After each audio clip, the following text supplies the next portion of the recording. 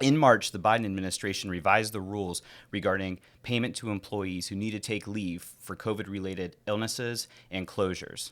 This is the second time since April of 2020 that these rules have been revised. We have more information for you that you need to know as an employer coming up next on Employment Law After Hours.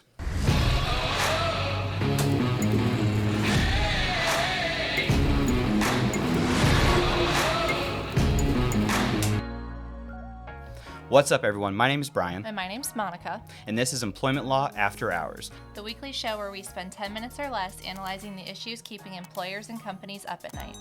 Now, before we get to our topic of the day, as an attorney, I have to say that this publication is presented to you as a form of education and entertainment only. Please do not use the information that we're presenting here as legal advice for your specific situation or issue. Please see additional information regarding this disclaimer down below in the description.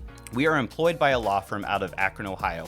However, our firm, Brennan, Manna & Diamond, has a national practice with offices in Ohio, Florida, and Arizona. Therefore, if you're in one of these jurisdictions, we have an attorney who may be able to speak with you. And as a non-attorney, I second that. Thank you, Monica. I appreciate that acknowledgement. Now, with the boring legalese out of the way, let's get to our topic of the day. So, as I teased in the intro, on March 11th, 2021, the Biden administration passed the American Rescue Plan Act.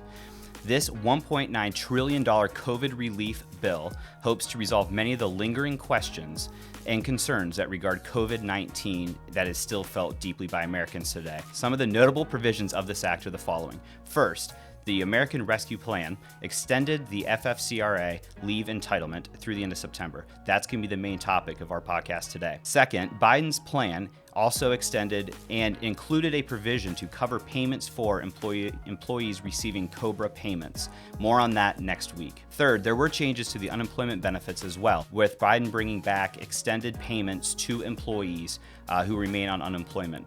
So we're going to talk about the three main changes that were contained in Biden's recent stimulus bill. Monica's going to tee up number one for us. We're going to discuss that. Then we're going to hit number two and number three, and stopping in between each to discuss more information on those changes. So Monica, teeing up number one, what was the first big change that came in Biden's stimulus plan? Yeah, absolutely, Brian. Number one's going to be an extension of the tax credits that were previously available under the FFCRA to allow employers to be able to pay their employees for COVID-related leave through the end of September of 2021. As we all know, employers with under 500 employees up through the end of December were required to pay their employees who had to miss work for COVID-related illnesses or childcare leave. So after December 31st, 2020, these benefits were extended through March on a voluntary basis. So employers with under 500 employees could continue to give that COVID-related paid leave on a voluntary basis. They didn't have to, but they had the option to. Yep. So now Biden's new act then extends the voluntary extension beginning April 1st through September of 2021. So basically that major change in sum is extending the payroll tax credit eligibility to employers that pay COVID-related leave through the end of September. Yes, and it is important to note that this is COVID-related leave only. So even though we'll talk more in just a second, it breaks down to paid sick leave and paid family leave. Those are leaves that are only protected if the employee is taking time off as a result of COVID. Shifting now to the second major change that occurred under Biden's recent stimulus bill, I'm going to have Monica tee that up. Yep, sure thing. So just as we were saying, there are only going to be certain types of leave that are going to be protected and eligible for this dollar-for-dollar reimbursement for employers. So those are going to be paid family leave and paid sick leave. So as I'm sure you remember, under the FFCRA, similar leaves were permitted for the same kind of reimbursement. However, now Biden has extended it to allow for additional time.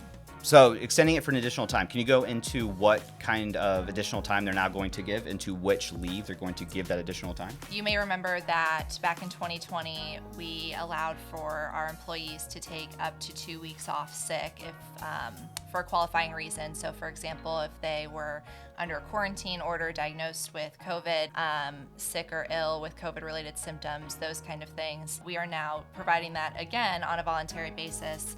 The same amount of time, 10 days paid sick leave. The real change that we see under the new act is when it comes to paid family leave. So under the FFCRA, the paid family leave was limited to 10 weeks. Now under Biden's new act, we have extended family leave to up to 12 weeks. So that's going to effectively allow an employee to take as much as 14 weeks off during the covered period. And during that time, as long as it's a COVID-related leave, an employer can get dollar for dollar reimbursement from the government.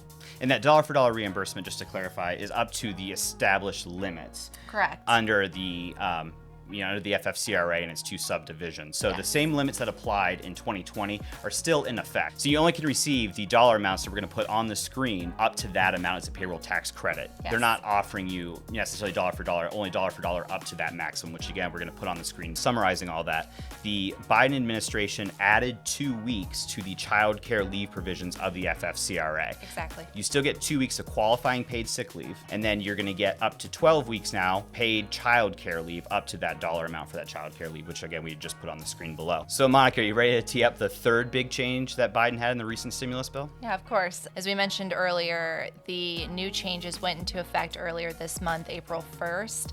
They are only going to be in effect through September 2021. Again, this leave remains voluntary for employers. Employer can decide right now to stop offering COVID-related leave and not have to worry about fronting money, getting payroll tax credits on the back. However, if they do decide to continue to grant that leave, it will remain in effect through the end of September, as Monica just indicated.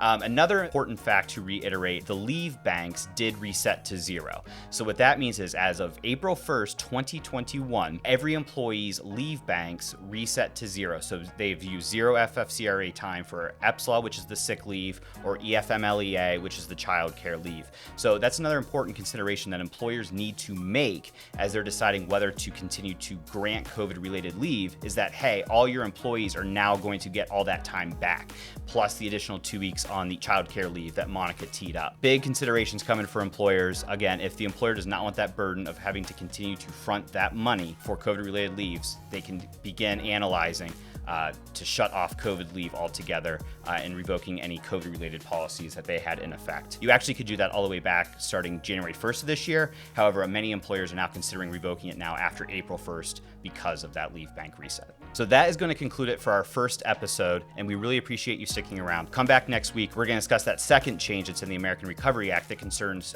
COBRA benefit payments on behalf of employees. So you're going to want to stick around for that because there's major changes coming to all employers. And with that being said, Monica's going to hate me for saying this. Don't forget to hit that like button, click on the subscribe, and go ahead and click on that bell while you're there so you're notified next time we upload a video. Thanks, and this has been Employment Law After Hours.